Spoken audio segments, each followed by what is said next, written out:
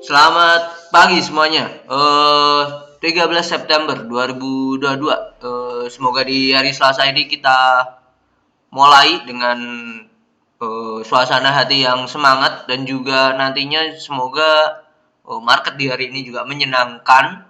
Dan kebetulan ya, saya mau mengingatkan di mana minggu ini ada minggunya public expose ya.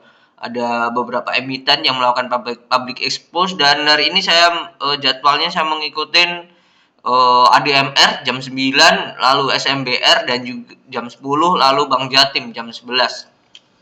Jadi kemungkinan di hari ini saya akan dual job, yaitu memantau market seperti apa, dan siang nanti kita akan share perkembangannya, mungkinkah ada yang saham yang menarik, dan juga perkembangan saham-saham yang saya ikutin public expose-nya. Dimana nanti kalau ada yang menarik atau yang ya oke, menarik atau nggak menarik, konotasinya nggak benar dalam hal negatif, akan saya bagikan di video di malam hari mungkin ya, entah hari ini atau lusa, you name it ya, pokoknya seperti itu. Oke, kita mulai. Berita di hari ini dari market bisnis.com, jumlah investor saham 4 juta lebih. Oh, bagus nih. Laporan di Root BI. Semakin naik ya, semakin naik 4 juta SID, single investor identifikasi atau ya KTP-nya orang-orang yang terjun di saham ya. Udah 4 juta nih, which is good. Saya jadi flashback waktu awal saya buka rekening saham itu di tahun 2017 akhir Desember lebih tepatnya. Saya masih datang ke sekuritas meskipun waktu itu pun juga sudah dikasih tahu ya kalau sudah bisa online mas gitu. 2017 di Indo Premier di Surabaya saya bikin rekening saham pertama kali, habis bikin udah saya tinggalkan 2-3 bulan, habis itu baru saya bikin akun lagi dengan ikut SPM ya. Ikut SPM saya jadi lebih tahu pasar modal itu seperti ini, saham itu sprint dan yang lainnya baru. Setelah itu saya belajar lebih dalam lagi dan sampai sekarang saya masih akan terus belajar ya. Melihat perkembangan saat ini, udah makin banyak ya literasi-literasi yang ada. Sudah tidak menjadi hal yang tabu juga ngomongin saham ya. Dulu waktu saya awal 2017 ngomong saham tuh masih 2018 deh, masih hal yang dilihat orang kayak high banget ya, terlalu tinggi gitu. Sekarang udah banyak ya, bahkan di tongkrongan, di warung kopi dan lain-lain ngomongin saham gitu, fair-fair aja gitu. Oke, ini hal yang menarik ya, hal menarik dan akan menunggu ya. Saya akan terus menunggu dan kemungkinan ya, bukan tidak mungkin, beli saham akan menjadi satu lot satu lembar. Saya berharap seperti itu. Jadi biar lebih terjangkau dan lebih ya semua masyarakat bisa pegang lah. Oke. Berita selanjutnya masih dari bisnis.com, jelang musim dingin. Adaro yakin permintaan batubara meningkat. Oh, ya, sama seperti yang saya bahas di sebelum-sebelumnya, di mana batu bara coal ini kemungkinan akan ada di titik peak tuh 2023. Sedangkan ini akhir tahun, jelang akhir tahun tuh biasanya musim dingin ya, musim dingin. Winternya Eropa ya, winternya Eropa ya pasti akan membuat pasokan dari demand makin bertambah satu. Terus di satu sisi kitanya sendiri ya, ini udah musim penghujan juga pasti supply-nya juga akan berkurang gitu. Demand bertambah, supply-nya tidak se-wow saat musim-musim sebelumnya, ya pasti harganya akan terkerek naik. Sesimpel teori ekonomi supply and demand gitu. Jadi wajar ya, dan nantinya di akhir tahun saham-saham batubara semuanya harusnya laporan keuangannya kinclong semua, harusnya. Oke, ini hal yang bagus ya, dan kalau kita lihat ya secara teknikal ya. Secara teknikal si Adaro sendiri ya. Si Adaro ya ini udah bikin kepala cangkul, terus ini udah mulai naik lagi. Siap-siap kembali ke titik high di sini di 4.160. Oke. Lanjut. Sah reissue dan PMN Waskita WSKT 3,9 triliun disetujui. Wow. Emiten BUMN karya Waskita dapatkan kepastian reissue beserta penyertaan modal negara PMN senilai 3,9 T. Telah disepakati oleh Komisi 11 DPR. Komisi 11 menyetujui proses privatisasi dan penyertaan modal melalui mekanisme reissue dengan PMN sebesar 3T dan nilai reissue porsi publik sebesar 900 M. Oke, 900 M. Saham akan saham publiknya setara 46 ya. Mas kita juga memastikan proses reissue telah memenuhi prinsip keterbukaan informasi publik. Oke, harganya berapa belum itu 900 miliar ya. Dari reissue-nya sendiri. Kalau kita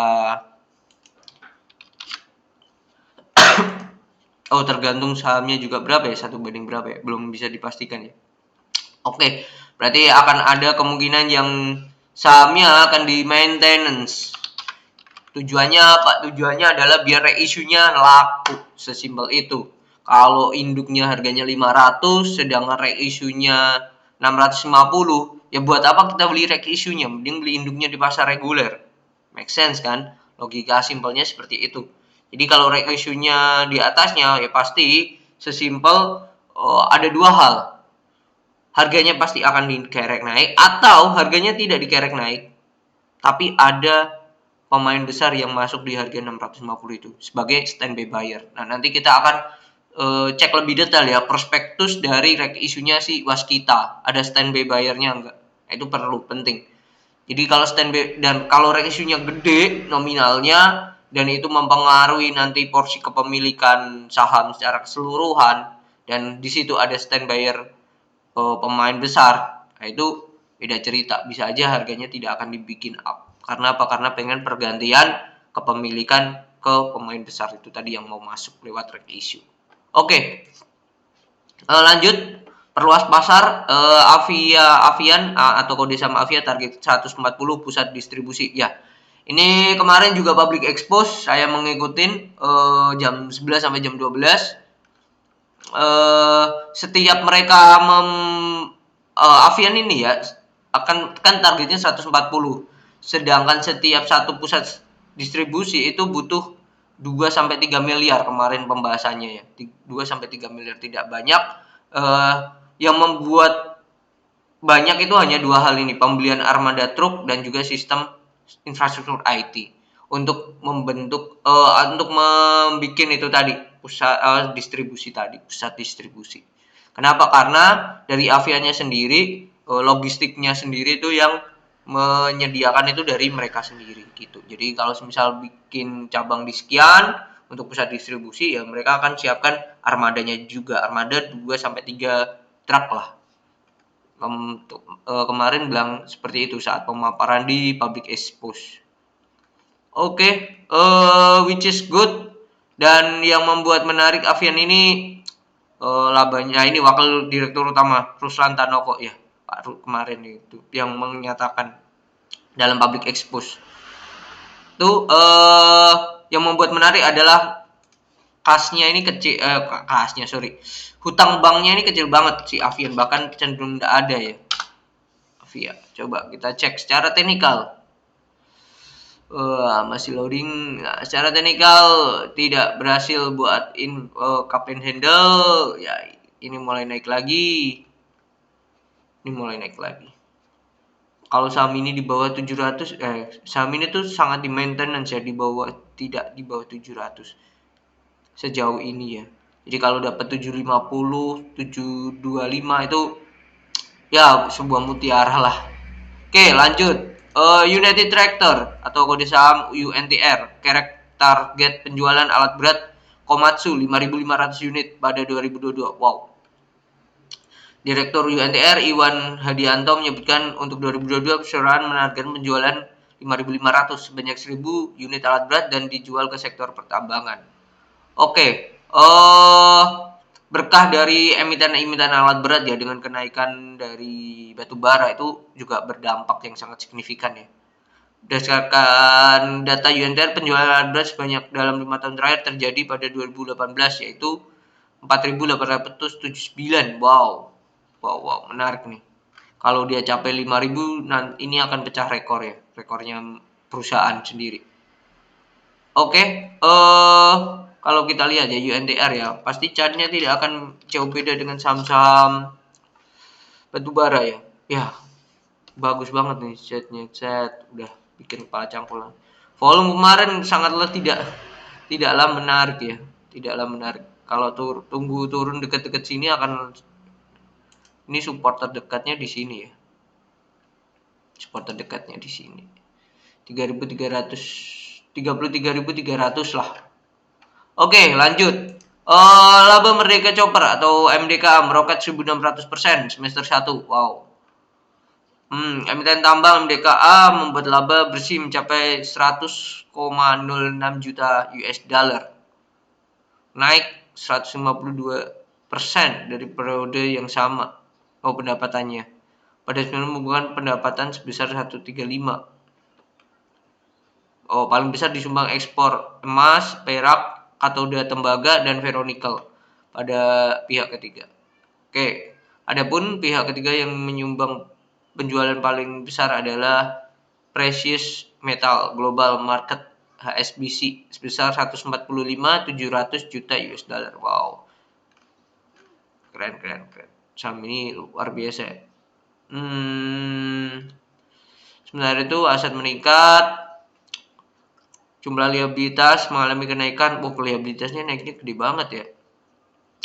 Ini perlu kita cek lagi ya, apakah keuntungannya yang naik 100.600 ini hanya murni dari full penjualan atau ada kayak pendapatan investasi atau pendapatan keuangan dan yang lainnya gitu. Oke, lanjut. Melejit 24%, Tower bersama Tebik semester 1 tabulasi laba 826,14 miliar. Tebik melejit 11% dari periode tahun sebelumnya, mencatatkan pendapatan ya, beban pokok penjualan naik 26, pendapatannya 11% ya.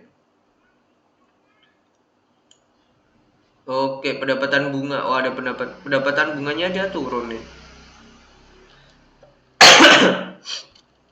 Laba bersihnya melesat 23%. Which is good, masih bisa naik double digit, hal yang menarik ya. Grup Saratoga ya, ini grup Saratoga tadi, ini dari bisnis.com. Grup Saratoga Tower bersama Tebik tambah 1.552 tenan semester 1 2022. Ini salah satu bentuk upaya dari Tebik ya untuk tetap ekspansi dan menguasai permenaraan ya. Emiten Menara Group Saratoga menyampaikan berhasil mencatatkan peningkatan kinerja. Oke. Tebik memiliki 42.291 penyewa dan 21.000 set telekomunikasi.